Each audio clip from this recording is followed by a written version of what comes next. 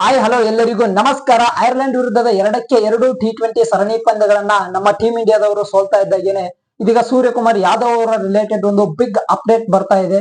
ಇವಾಗ ನೋಡಿ, ನಮ್ಮ ಟೀಮ್ ಇಂಡಿಯಾದವರಿಗೆ ನೆಕ್ಸ್ಟ್ ಇಂಗ್ಲೆಂಡ್ ವಿರುದ್ಧದ 5 T20 ಸರಣಿ ಪಂದ್ಯಗಳಿದೆ. ಈ 5 T20 ಸರಣಿ ಪಂದ್ಯಗಳು ಮುಕ್ತಾಯಗೊಂಡ ತಕ್ಷಣ ಶ್ರೇಯಸ್ ಅಯ್ಯರ್ ಅವರನ್ನ T20 ಕ್ಯಾಪ್ಟನ್ಸಿಯಿಂದ ಕೆಳಗಡೆ ಇಳಿಸಿ ಮತ್ತೆ ಸೂರ್ಯಕುಮಾರ್ ಯಾದವ್ ಅವರನ್ನ ಕ್ಯಾಪ್ಟನ್ ಆಗಿ ನೇಮಕ ಮಾಡಬೇಕು ಅಂತ ನಮ್ಮ ಟೀಮ್ ಇಂಡಿಯಾದ ಮ್ಯಾನೇಜ್ಮೆಂಟ್ ಅವರು ನಿರ್ಧಾರವನ್ನ ಕೈಗೊಳ್ತಾ ಇದ್ದಾರೆ ಅನ್ನುವಂತಹ ಒಂದು ಅಪ್ಡೇಟ್ಸ್ ಗಳು ಬರ್ತಾ ಇದೆ. ಇವಾಗ ನೋಡಿ, ಸೂರ್ಯಕುಮಾರ್ ಯಾದವ್ ಅವರು ನಮ್ಮ ಟೀಮ್ ಇಂಡಿಯಾದ ಕ್ಯಾಪ್ಟನ್ ಆಗಿದ್ದಾಗ ನಾವು ಸರಣಿಗಳನ್ನ ಸೋತಿರುವಂತ ಉದಾಹರಣೆಗಳೇ ಇಲ್ಲ. ಅಲ್ಲೊಂದು ಮ್ಯಾಚ್ ಅನ್ನ ಸೋತಿರ್ಬೋದು, ಆದ್ರೆ ಆ ಸರಣಿಗಳನ್ನ ಸೋತಿರುವಂತ ಉದಾಹರಣೆಗಳೇ ಇಲ್ಲ. ಆದ್ರೆ ಶ್ರೇಯಸ್ ಅಯ್ಯರ್ ಅವರು ಇಲ್ಲಿ ಕ್ಯಾಪ್ಟನ್ ಆಗಿ ಬರ್ತಾ ಇದ್ದಾಗೇನೆ ಅದು ಒಂದು ದೊಡ್ಡ ಟೀಮ್ ವಿರುದ್ಧನೂ ಅಲ್ಲ.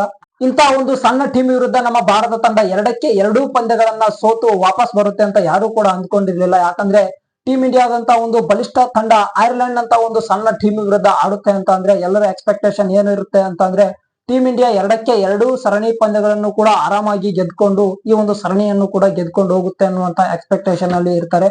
ಅದರಲ್ಲಿ ಒಂದೇ ಒಂದು ಸರಣಿಯನ್ನು ಕೂಡ ಶ್ರೇಯಸ್ ಅಯ್ಯರ್ ಅವರ ಟೀಮ್, ಅಂದ್ರೆ ಶ್ರೇಯಸ್ ಅಯ್ಯರ್ ಅವರ ಕ್ಯಾಪ್ಟನ್ಸಿಯ ಟೀಮ್ ಗೆದ್ಕೊಂಡಿತ್ತು ಒಂದು ಸ್ವಲ್ಪ ಸಮಾಧಾನ ಇರ್ತಿತ್ತು. ಬಟ್ 2-2 ಸರಣಿ ಪಂದ್ಯಗಳನ್ನ ಬಿಟ್ಕೊಟ್ಟು ಈ ಒಂದು ಸರಣಿಯನ್ನ ಸೋತ್ ಬಂದಿರೋದಿದೆಯಲ್ಲ, ಇದು ನಮ್ಮ ಭಾರತ ತಂಡಕ್ಕೇನೆ ಒಂದು ದೊಡ್ಡ ಅವಮಾನ, ಮುಖಭಂಗ ಅಂತಾನೆ ಹೇಳ್ಬೋದು. ಇದರಿಂದಾಗಿ ಶ್ರೇಯಸ್ ಅಯ್ಯರ್ ಅವರು ಮುಂಬರುವಂತಹ T20 ಸರಣಿ ಪಂದ್ಯಗಳ ಒಂದು ಕ್ಯಾಪ್ಟನ್ಸಿಯಿಂದ ಕೆಳಗಡೆ ಇಳಿದು ಸೂರ್ಯಕುಮಾರ್ ಯಾದವ್ ಅವರು ಕ್ಯಾಪ್ಟನ್ ಆಗುವಂತ ಸಾಧ್ಯತೆ ಎದ್ದು ಕಾಣಿಸ್ತಾ ಇದೆ.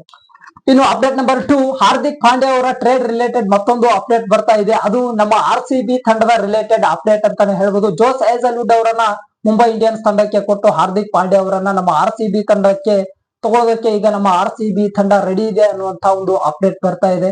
ಈ ಹಿಂದೆನೂ ಕೂಡ ಒಂದು ಅಪ್ಡೇಟ್ ಬಂದಿತ್ತು. ಭುವನೇಶ್ವರ್ ಕುಮಾರ್ ಮತ್ತು ವೆಂಕಟೇಶ್ ಅಯ್ಯರ್ 2 ಪ್ಲೇಯರ್ಸ್ ಗಳನ್ನ ನೀವು ನಮ್ ಕಡೆಗೆ ಕಳಿಸಿ, ಅಂದ್ರೆ ಮುಂಬೈ ಇಂಡಿಯನ್ಸ್ ತಂಡಕ್ಕೆ ಕಳಿಸಿ ಅನ್ನುವಂತ ಒಂದು ಡಿಮ್ಯಾಂಡ್ ಅನ್ನ ಮುಂಬೈ ಇಂಡಿಯನ್ಸ್ ಅವರು ನಮ್ಮ RCB ತಂಡದ ಮುಂದೆ ಇಟ್ಟಿದ್ರು ಅನ್ನುವಂತ ಅಪ್ಡೇಟ್ ಇತ್ತು. ಇದು ಆಗದೆ ಇರುವಂತಹ ವಿಚಾರ ಅನ್ನುವಂಥದ್ದು ಎಲ್ಲರಿಗೂ ಕೂಡ ಗೊತ್ತು. ಯಾಕಂದ್ರೆ ವೆಂಕಟೇಶ್ ಅಯ್ಯರ್ ಅವರ ಮೇಲೆ ಎಷ್ಟೊಂದು ಅಮೌಂಟ್ ಅನ್ನ ಬಿಡ್ ಮಾಡೋದಕ್ಕೆ ನಮ್ಮ RCB ತಂಡದವರು ರೆಡಿ ಇದ್ರು ಅನ್ನುವಂಥದ್ದು 2025ರಲ್ಲಿ ನಡೆದಂತ ಒಂದು ಮೆಗಾ ಆಕ್ಷನ್ ಅಲ್ಲಿ ಎಲ್ಲರಿಗೂ ಕೂಡ ಗೊತ್ತಿರುವಂತಹ ಒಂದು ವಿಚಾರ. 20+ ಕೋಟಿ ಕೊಡೋದಕ್ಕೂ ಕೂಡ ವೆಂಕಟೇಶ್ ಅಯ್ಯರ್ ಅವರಿಗೆ ನಮ್ಮ RCB ತಂಡದವರು ರೆಡಿ ಇದ್ರು. ಅಂತ ಒಬ್ಬ ಪ್ಲೇಯರ್ ಇವಾಗ ನಮಗೆ ಕಡಿಮೆ ಅಮೌಂಟ್ ಗೆ ಸಿಕ್ಕಿದ್ದಾರೆ ಅಂದ್ರೆ ಅವರನ್ನ ಯಾವುದೇ ಕಾರಣಕ್ಕೂ ಕೂಡ ನಮ್ಮ RCB ತಂಡ ಬಿಟ್ಕೊಡಲ್ಲ. ಭುವನೇಶ್ವರ್ ಕುಮಾರ್ ಅವರು ನೋಡಿ, ಕೇವಲ ಒಂದೇ ಒಂದು ವಿಕೆಟ್ ಇಂದ ಅವರಿಗೆ ಪರ್ಪಲ್ ಕ್ಯಾಪ್ ಮಿಸ್ ಆಯ್ತು. ಇಲ್ಲ ಅಂತಂದ್ರೆ ಅವ್ರಿಗೂ ಕೂಡ ಪರ್ಪಲ್ ಕ್ಯಾಪ್ ಬರುವಂತದ್ದಿತ್ತು IPL ಅಲ್ಲಿ. ಇಂತ ಮುಖ್ಯವಾಗಿರುವಂತ 2 ಪ್ಲೇಯರ್ಸ್ ಗಳನ್ನ ಬಿಟ್ಕೊಟ್ಟು ಹಾರ್ದಿಕ್ ಪಾಂಡ್ಯ ಅವರನ್ನ ತಗೊಳ್ಳುವಂತ ಒಂದು ಕೊರತೆ ಅನ್ನುವಂಥದ್ದು ನಮ್ಮ RCB ತಂಡದಲ್ಲಿ ಈಗ ಇಲ್ವೇ ಇಲ್ಲ. ಇವಾಗ ಜೋಸ್ ಹೇಜಲ್ವುಡ್ ಅವರ ರಿಲೇಟೆಡ್ ಬರ್ತಾ ಇರುವಂತಹ ಒಂದು ಅಪ್ಡೇಟ್ ಅನ್ನ ನೋಡ್ಕೊಂಡ್ರೆ ಇದು ಕೂಡ ಆಗದೆ ಇರುವಂತಹ ಒಂದು ವಿಚಾರನೆ. ಯಾಕಂದ್ರೆ ಇವಾಗ ಹಾರ್ದಿಕ್ ಪಾಂಡ್ಯ ಅವರು ನಮ್ಮ RCB ತಂಡಕ್ಕೆ ಬರ್ತಾರೆ ಅಂದ ತಕ್ಷಣ ಆಸ್ ಎ ಪ್ಲೇಯರ್ ಆಗಿ ಅವರು ನಮ್ಮ RCB ತಂಡದಲ್ಲಿ ಆಡೋದಕ್ಕೆ ರೆಡಿ ಇದ್ದಾರಾ, ಅದು ಕೂಡ ಒಂದು ಪ್ರಶ್ನೆ ಆಗುತ್ತೆ. ಯಾಕಂದ್ರೆ ಅವರು ಕ್ಯಾಪ್ಟನ್ಸಿ ಬೇಕು ಅಂತಾನೆ ಕೂರುವಂತಹ ಪ್ಲೇಯರ್, ಕ್ಯಾಪ್ಟನ್ಸಿಗೋಸ್ಕರನೇ ಮತ್ತೊಂದು ಟೀಮ್ಗೆ ಟ್ರೇಡ್ ಆಗೋದಕ್ಕೆ ರೆಡಿ ಇರುವಂತಹ ಪ್ಲೇಯರ್. ಹಿಂಗಾಗಿ ಇದು ಕೂಡ ಆಗದೆ ಇರುವಂತಹ ಒಂದು ವಿಚಾರ ಅಂತಾನೆ ಹೇಳ್ಬೋದು. ಸದ್ಯಕ್ಕೆ ಬರ್ತಾ ಇರುವಂತಹ ಅಪ್ಡೇಟ್ಸ್ ಗಳ ಪ್ರಕಾರ ಈ ಒಂದು ಟ್ರೇಡ್ ಅಂದ್ರೆ ಜೋಸ್ ಹೇಜಲ್ವುಡ್ ಅವರನ್ನ ಕಳಿಸಿ ನಮ್ಮ ಹಾರ್ದಿಕ್ ಪಾಂಡ್ಯ ಅವರನ್ನ ನಮ್ಮ RCB ತಂಡ ತಗೊಳ್ಬಹುದು ಅನ್ನುವಂತ ಒಂದು ಅಪ್ಡೇಟ್ ಇದೆ. ನಿಮ್ಮ ಪ್ರಕಾರ ಹಾರ್ದಿಕ್ ಪಾಂಡ್ಯ ಅವರು ನಮ್ಮ RCB ತಂಡಕ್ಕೆ ಬರ್ಬಹುದಾ? ಕಮೆಂಟ್ ಬಾಕ್ಸ್ ಅಲ್ಲಿ ಕಮೆಂಟ್ ಮಾಡಿ. ಇನ್ನು ಅಪ್ಡೇಟ್ ನಂಬರ್ 3, ಬೆನ್ ಸ್ಟೋಕ್ಸ್ ಅವರು IPL 2027 ನ ಮಿನಿ ಆಕ್ಷನ್ ಗೆ ಬರುವಂತ ಸಾಧ್ಯತೆ ಇದೆ ಅನ್ನುವಂತ ಅಪ್ಡೇಟ್ಸ್ ಗಳು ಸಖತ್ ವೈರಲ್ ಆಗಿದ್ದು, ಇವಾಗ ಬರ್ತಾ ಇರುವಂತ ಅಪ್ಡೇಟ್ ಪ್ರಕಾರ ಬೆನ್ ಸ್ಟೋಕ್ಸ್ ಅವರು IPL 2027 ನ ಮಿನಿ ಆಕ್ಷನ್ ಗೆ ರಿಜಿಸ್ಟರ್ ಆಗೋದಕ್ಕೆ ಆಗೋದಿಲ್ಲ ಅನ್ನುವಂತ ಅಪ್ಡೇಟ್ ಬರ್ತಾ ಇದೆ. ಎಲ್ಲರಿಗೂ ಕೂಡ ಗೊತ್ತಿರುವಂತಹ ವಿಚಾರನೆ. ನಮ್ಮ BCCI ಅವರು ಒಂದು ಹೊಸ ರೂಲ್ ಅನ್ನ ತಗೊಂಡ್ ಬಂದಿದ್ದಾರೆ. ಅದರಲ್ಲೂ ಈ ಫಾರಿನ್ ಪ್ಲೇಯರ್ಸ್ ಗಳಿಗೆ ಅಂತಾನೆ ಒಂದು ಹೊಸ ರೂಲ್ ಇದೆ.